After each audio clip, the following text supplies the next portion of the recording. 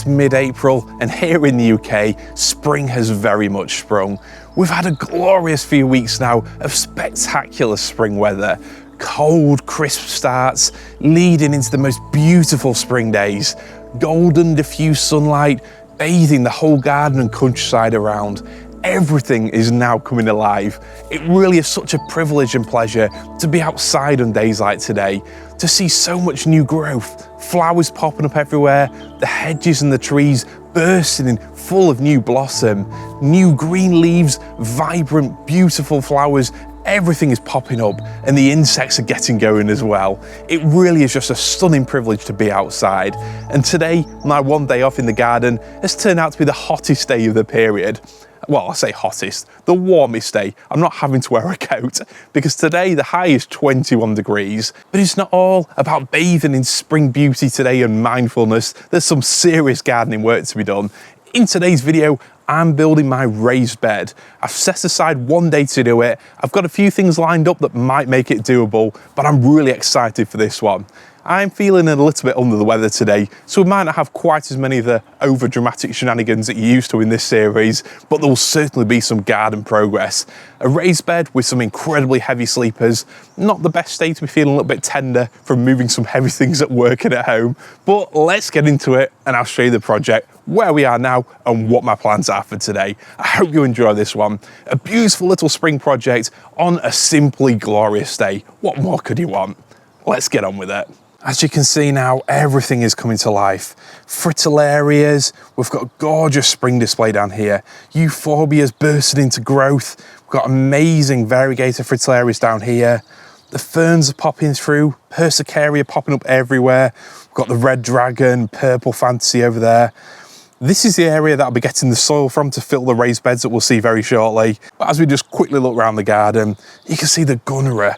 Vibrant, magnificent leaves now growing by the hour. I've had to water them a little bit.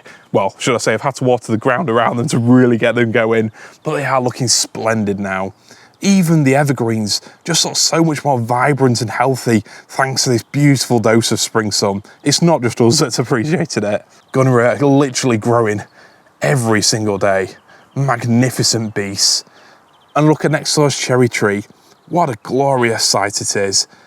I mean, it doesn't get much better, does it? A tree full of blossom, beautiful spring sun.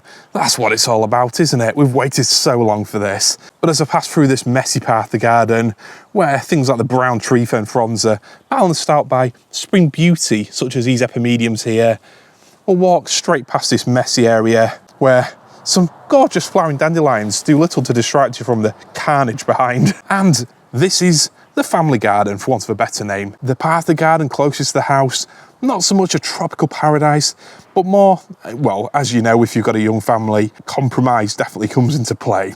Part of the garden which, we'll see, I might have some of it, but on the whole, it's definitely a balancing act. But one addition that I made late last summer, early autumn time, was these Narcissus actaea. And just look at these. Don't they look beautiful? Gently bobbing in the breeze, a lovely subtle scent to them. They really are exquisite and I'm so glad I took an afternoon to plant them down there. They look really beautiful. But anyway, that's enough of spring beauty. It's now time to look at the project. Today's mission then sounds deceptively simple, as they all tend to. I'm basically going to build a raised bed along the length of those timbers I put on the floor down there. It'll be made of sleepers. As you can see, I've already done some prep work this morning, moved all the play equipment out the way, given all the grass a good trim, so I can at least cling on to possibly being a half professional gardener for this video. I've taken the polytunnel down because, as you know, there's definitely going to be no more frost this spring, absolutely none at all. Well, hopefully not anyway, but no, it doesn't really matter. There's nothing especially tender in there and I need the space to get on with today's project. So everything's prepped and ready. What I'll be doing is building a raised bed that, like I said, roughly follows that line there. It'll be 2 sleepers high, 2 heavy railway sleepers high, so I can take the soil level to just below the height of those grapple boards, so it's not affecting any of the timber fence panels behind. I've actually had some special posts made to hopefully make this easier, to reduce cutting some of those railway sleepers and help give a more professional look, so let me just show you those now. A fabricator friend helped me make these and I've hammer-righted them over the past couple of evenings. I did it with a head torch, so it might not be 100% professional, but it doesn't look too bad. So what I've actually had done, I actually had 3 of those made, so I had a bit more flexibility. My original plan was actually to stretch this a little bit further, but on thinking about it, decided to just bring it to there, because it gives room then to have a table here when we get a patio put down, have all your chairs around it, plenty of room. So what I'll essentially be doing is bringing some sleepers, chopping some up for either end, and then having 3 sleepers long down here. And with these being big railway sleepers, I had these made so they can literally fit in those gaps there. Yes, I know you can get I-beams, they're quite expensive postage wise, but you can get 100 by 100 I-beam to fit normal sleepers in. But the sleepers I've got, big railway ones, are actually a good bit thicker than standard. Yes, a good fabricator friend built these up. I gave him a rough idea of what I wanted. Basically a way of making the raised bed significantly easier to put together, and also easier to replace the actual timber sleepers down the line if and when they do start to rot. These bits here are my end returns, 50mm that way, and then the width of a sleeper plus another 50mm that way, and those will essentially go at either end. These will be sunk into the ground, post fixing, like there. And then these ones here, as you can see, are very much an intermediate, where a sleeper can go into each end of them, can just fit right in there. That's the plan anyway. So in theory, these are going to make it significantly quicker to get this sleeper wall built. Is it going to be quick? Well, I don't really know. We'll find out how it goes. The first thing though is to basically get a little strip dug up down here, get some holes dug for these to go in, and then really get my levels right. Yes, it's time for my old friends, the building line, the spirit level, and a little bit of maths to come into play. But before I do that, let me bring the sleepers over and then we can think about starting.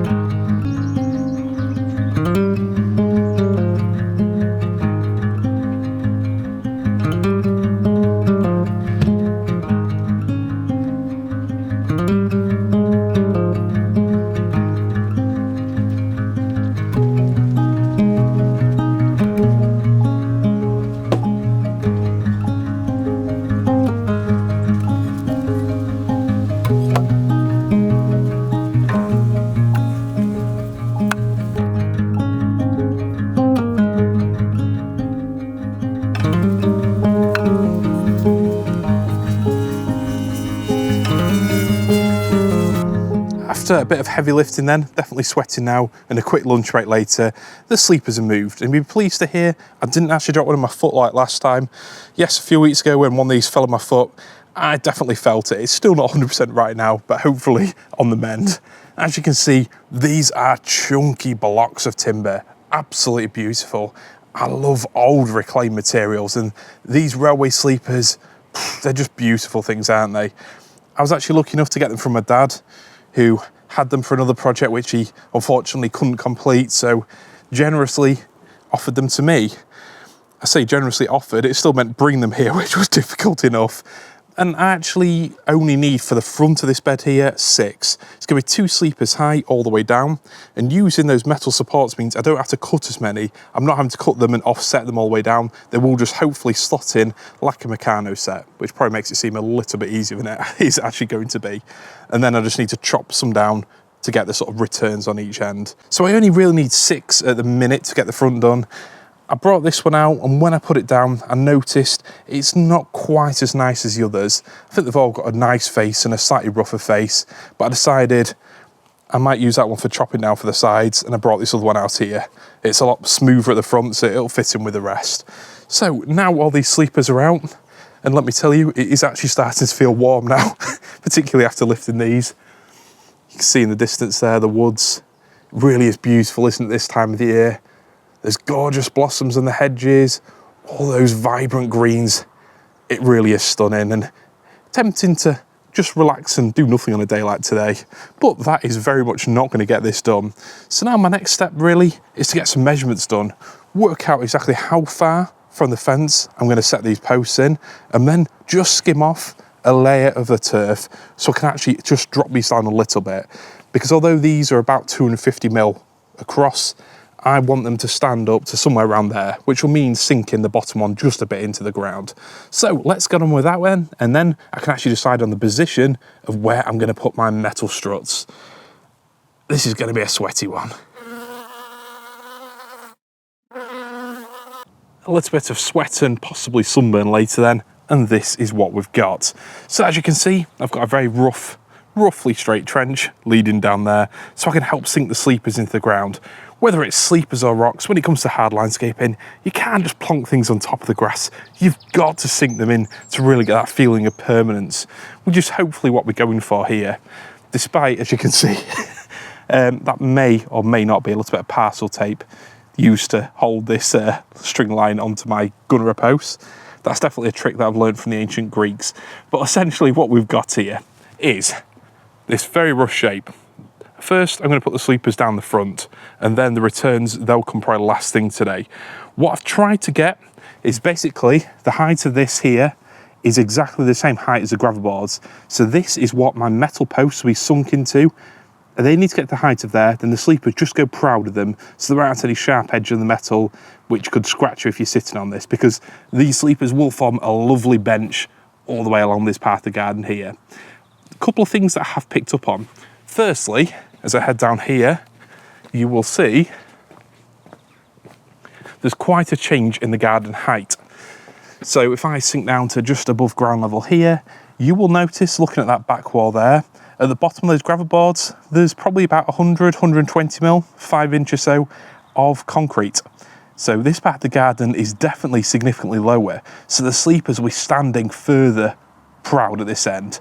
Whereas at that part of the garden there, they need to be sunk a little bit deeper. So I've had to dig this trench a little bit deeper at that end. It's very much been a case of digging it to where I think they need to be, and then pretty much using a spirit level as I go along. But with the weight of these things, I don't really want to be lifting them in and out too many times.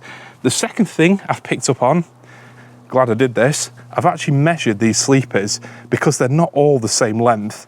And I've just scribbled at the end here, in theory, most of them are 2.6 meters, or about 8.5 foot, somewhere around there. But that one there is 2608 mil. And with these ones here, there's a mixture of 2600 there, 2605 there, 2602 up there. And then these ones, as I continue this thrilling video, 2600 there and another 2608 there. Why is that important? Well, basically I'm going to start at this end here. In theory, it would make sense to start at that end where it's a little bit lower and work my way up, but I want to make sure that this end here finishes flush with that post there. So this is where I need to start. Now, I'm going to put in this first corner here. This is where I'm going to start with one of these. That's going to be sunk down there to the height of that yellow line. And I then need to measure from that to the next return, which is going to be one of these, which will go in somewhere around there. So obviously I've got the line to give me both the spacing from the wall there and also the vertical height. But the critical thing is, when it comes to the spacing, the sleepers need to fit in them, because once I post fix these into the ground, it'll very quickly set. So I need to make sure the distance between them is equal. So it might mean a bit of faffing around, choosing the sleepers which are paired, you know, almost identical lengths, but it'd be well worth it and it'll save a lot of lifting further down the line. So next thing, I need to dig some holes for these to go in. Holes deep enough for these metal posts to go in so they pretty much rise up to the very top of this line here, and then I can get some post fix around them and get them sunk into the ground. Exciting stuff. A bit more faff around later then, and once again I spared you the pain of a time lapse. There's really no need for it for this. As you can see, the corner post is about ready to be post fixed in. So using the line, I've got the height and I've also got the direction that way, keeping a continuous distance away from the gravel boards. I've used the spirit level to ensure, as you can see, that it's vertical, and I've used that plank there to roughly make sure that it's going to be pointing back towards just off the edge of that gravel board. So I'm happy with where this one is now, and as you can see, I put about a bag and a half of post fix around it. I've tampered it in using the end of that timber there, and if you haven't used it before, post fix, it's essentially concrete but it sets very quickly. Ready mix, tip it in the hole, push it down, add water, sets in under 10 minutes. And when you're working against a clock like with this project here, yes, it's not quite as strong as proper concrete, but it'll definitely do the job and let me hopefully finish this project today. But as we're now past 1:30, that may be in doubt, so I better crack on. Let's add some water to this one here, then as soon as it's set, I can then get my measurements and position the next central post somewhere around there. Anyway, enough talking, let's get on with it. In the end then, I just got on with it, and I won't lie to you, that was tough. It really has been warm outside today. I know I shouldn't complain about it, but didn't start the day feeling the best, and I've definitely seen stars a few times today. Not the ideal day to be lugging a lot of stuff around and digging, but still, I've cracked on with it. You've got to make the most of your free time, haven't you? And I'll show you what I've done. So, flipping you around, look at Max. I mean, that's the life, isn't it? Sitting around, enjoying the sun. Remy seems to be exploring the shade under here a little bit more, up to who knows what. Oh, jumping up, climbing up to the top there. But they'll have a new addition to the garden, something else to climb very soon. Look at this. The posts are in. They might not be millimetre perfect, but they're roughly about right, sort of in a line. And I know what you're thinking. George, wouldn't it have made so much more practical sense to just put in one pair and then put those sleepers in first and then put in the next pair? Because now, if just 2 sleepers are the wrong length, this whole thing is going to have to be dug up. And to that I'll say, yes, you're possibly right. But I wanted to get them in quick so the post fix would have time to set, so I can hopefully get it finished today. But we're now just around 3:30, and I will need to pick up our daughter from nursery soon. So this really is time to, I won't use the phrase do or die, that's probably not the best phrase for lugging these around, but definitely have a go, make it happen. It very much requires having the right sleepers put between the right posts, but I've hopefully left the right gaps. I know what they are. So I guess really there's no more talking. Let's make it happen. Remy, can you watch out for me, please? Thank you.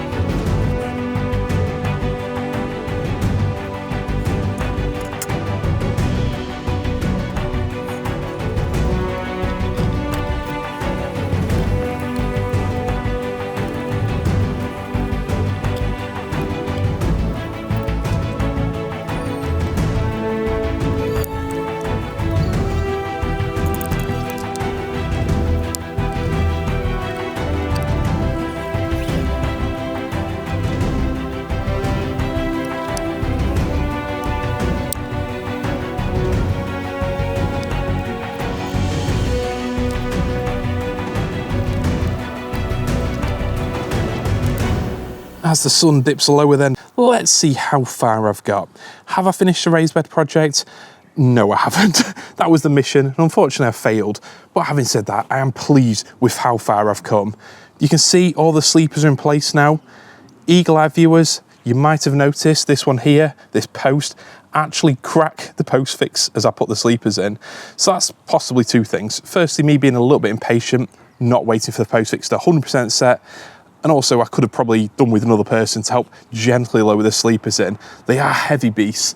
And I potentially also underestimated how, we'll say, wavy and maybe a little bit twisted they are. By the way, the end result, it might not be perfect, but I'm happy with it. Definitely very happy. as that motorbike speeds off in the distance, ready to enjoy a glorious night. You can see that I had to adjust this post a little bit. I just brought it out a little bit more to accommodate these sleepers, but as this is the last one that I put in, it was no drama at all. And I have put some more post fix around each of the posts now, just to really set them 100%, to finish the job off, if you like. See that one there propped up a little bit, but once I pack some more soil around it, you'll never even see that. So let's just keep that between me and you. One thing that I will feature, a shout out to Tom who did the welding for me. He actually drilled the middle of these posts so you wouldn't see a visible weld running down that seam there. So definitely a professional touch, the welding, even if the overall job is, you know, bordering on amateurish. I think it looks all right. The only bit that I'm not entirely happy with is this end post here, typically the one that you're going to see straight from the house. So it might need a little bit of adjustment. It's not 100% level. It's not a million miles away, but it just needs a little bit of bringing in. Maybe the ratchet strap when the post fix is fully set, we'll see. And looking across the bottom layer, they all need just pushing in a little bit, mainly at that far end up there. You can see it's just out a little bit. So a little bit of encouragement with a bar, and those will soon be brought out. All in all, I am very happy. And as you can see, the levels, well, I'm pleased with them. It would have been nice if sleepers were at another 10 mil higher, just they're completely proud of those metal posts. But yeah, on balance, I am very, very happy. It would have been an absolute nightmare to have to continually keep lifting them up and leveling them out. That part of the job wasn't too difficult. So yes, I'm pleased with that. Is it the straightest raised bed you've seen in your life? Possibly not, but as I juggle those sleepers a little bit more, I'm sure everything will come to within 95%, which is what we aim for. So I thought I'd follow up with a quick Sunday update for those of you who simply won't be able to sleep at night knowing that this end post isn't straight. And let's be honest, I might be one of those people. It just wasn't right, and no amount of bodging or bending it in place would ever leave me happy. Even if we haven't even got the bifold doors up there yet, which might eventually look out onto it, it needs to be right, or at least, like I say, 95% right. So what I've done is just done the whole thing properly, taken the whole post out and repost fixed it in. So now that post, spirit level, we're pretty much bang on that way, this way as well. The return is, we'll say, 88, 89 degrees. So that's about straight there. So I'm very happy with that. All I need to do is just shift this sleeper a little bit further this way once it's 100% set, and it'll be absolutely fine. It's never a bad idea to leave gaps for what we'll call seasonal expansion. So pretend that they're perfect. But now you can see the joints, they're all looking good. So although most of this video might have seemed a little bit amateurish, now looking at the end result, this end looks good. Once I put the return in, it'll be bang on as well. And just skimming up the line there, well, in fact, you can see that now is very much a solid job. Happy with that bit there. Happy with this bit here. And it looks good up to the end as well. So yes, despite a couple of amateurish mistakes, the end result, we've pretty much got there. I think it was the first episode in this series where I said, just because you can do something doesn't mean you always should. And that probably applies to my solo efforts in making this wall. If I'd had another person to help, it would have prevented me potentially having to dig this post out again. Because although my measurements were bang on, I'm sure about that, having two people to lower the sleepers down carefully between them would have made a massive difference rather than having to seesaw them into position. And also, if I'd had another person, I wouldn't have spent this weekend absolutely aching. Don't get me wrong, my back's fine, but my legs and my grip, my forearms are absolutely caning today. I could barely spray my deodorant yesterday morning, so these sleepers definitely take some work. But looking back at it, I am very pleased with the end result, and hopefully it's not as amateurish as I potentially gave the impression. So next jobs are to actually put some sleepers, cut some down, put them in this gap here. So basically button up these sleepers here, running up to the fence, and then repeating the same at the far end up here. And that will complete the raised bed. And once I'm entirely happy with the position of every sleeper, I'm going to get some DPM, I've got some in the shed, cut it down and use that as a waterproofer on the inside of the sleepers, just to keep excess moisture away from them and prolong the life a little bit more. So there we go. Apologies, today's video hasn't been as, we'll say, dramatic and as exciting as previous ones, but I have been a little bit under the weather. So with keeping that in mind, what I've been able to do today and produce a video alongside it, yeah, I can't be too disappointed, can I? So I hope you've all had a magnificent weekend, really enjoyed the sun, and stay tuned for my next video where I will finally be completing this raised bed. And then it's time to fill it up with soil and the excitement really begins. It's time for the plants. Thanks a lot for watching. I'll see you next time. See you later. I just wanna go out and walk with you. Baby, you know I just like to talk with you. You don't have to tell me anything that's new. I just wanna go out